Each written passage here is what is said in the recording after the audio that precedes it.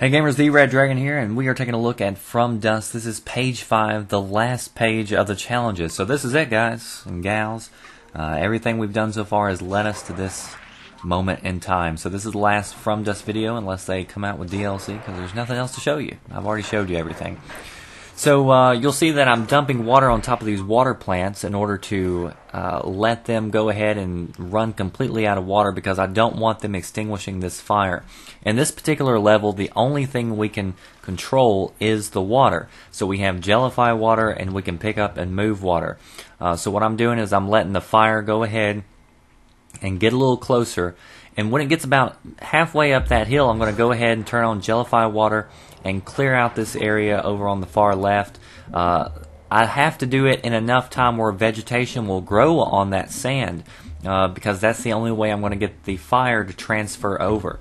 Now as soon as it's on that hump, I go ahead and I turn the Jellyfy off so it fills back up, because I need to use Jellyfy again here pretty close. Now you'll notice that I went on the far left side and not the right side over here. And that's primarily just to make sure I had enough time for my Jellyfy to come up. So you can time it out where you do it a whole lot faster. Right here I'm going ahead and I'm turning on Jellyfy again before it gets to those plants.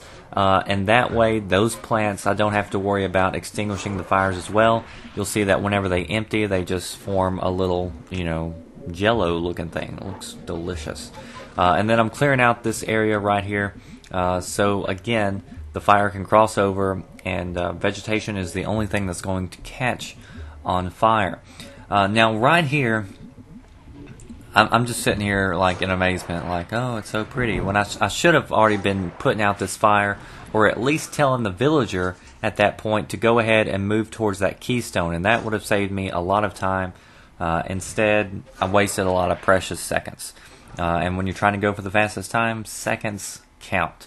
And if you look at the leaderboards, you'll see that people are, their distance, from each other just by a matter of seconds sometimes. So, if that's something you're going for, or just for fun, just to see how fast you can do it, then, that's going to matter to you. If not, oh well, you don't care then. And if you stuck around and you didn't do that challenge yet, I'm going to show you an easy way to get that. If you really want the fast time, go ahead and try this little trick right here. Immediately send your villager to the keystone. He's going to walk up, and of course there's this big wall in front of him, so he can't cross. So what we're going to do is turn on Jellyfy water when he gets to the edge and dump water on him.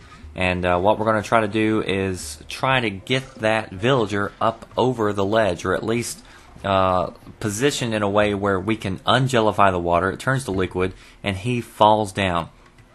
Now right here, he actually got hung up on the ledge a little bit. That's okay, it happens sometimes, but you may get lucky, and he may not even get hung up. So you may blow my time out of the water with this particular one. But once you get him over here, we're just going to do the same process in order to get him to jump back over that wall.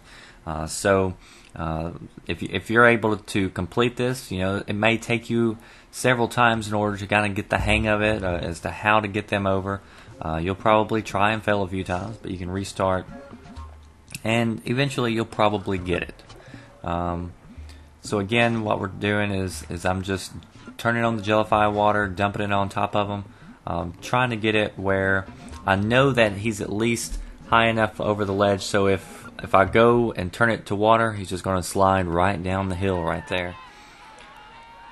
And so that is the easiest way to beat Wagon of Fire. And I don't know where the fire would have been if we weren't doing that, but you'll see on this time, I think our previous time was like 2 minutes and 27 seconds, and this particular one was 1 minute and 21 seconds. So we knocked off over a full minute by doing that little trick right there.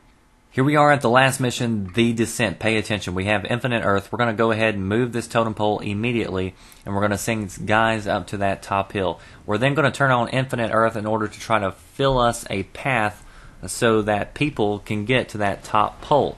Now there's a couple of ways you can play this, but right here I'm going to show you the fastest way you can possibly run this, I believe. after the Infinite Earth comes back, next we need to try to save this village. So try to get it out of the water. Give our people enough time to get to where we just moved that totem pole. So fill up this back sand. You'll notice that villages will drown if, you see those little umbrellas and things that, signify that there's a village there. As long as you keep some of those up, you're going to be fine, and it's not going to drown your village. And then you can go back to worrying about, these other people.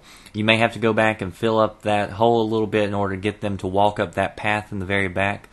But once that village is up down here, we're going to go ahead and send people to get the water keystone and the lava keystone. So there's 3 villages here, and we have to keep all 3 alive. Next thing you'll see that I'm doing is using the Infinite Earth in order to fill up this crack right here, because eventually people are going to have to walk over it.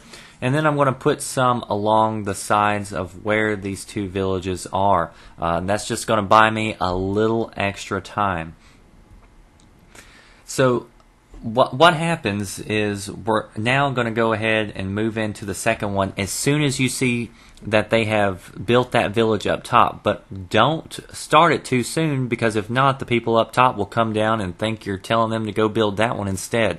So you have to make sure that they've started building the village up top before you send them to this last and final village. And then once you get that done, you're pretty much home free. You just have to sit and wait for these people to go ahead and deliver the keystones to each one of the villages after they're set up. But the island will continue to sink. But from here on out, you're good. All you have to do is just watch and wait. Now, there is a way that I was doing this level. I did this level so many times. I got so mad because I was doing it the longer way. And this is the way you're going to see most people do this, is move that first totem pole up. Instead of moving it all the way where we did, just kind of move it up that first hill, and then, kind of leapfrog.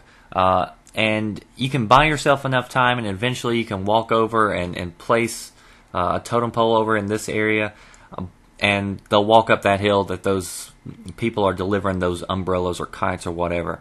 And the problem I kept on running into was every time they would just stop walking up the hill, and it would take too long, and I would end up dying. So that's why I'm not even going to show you how to do that, do this level that way. I'm just showing you this way, and if you follow this along, you should be pretty good, set to go. It may take you a few tries, but eventually you'll get it.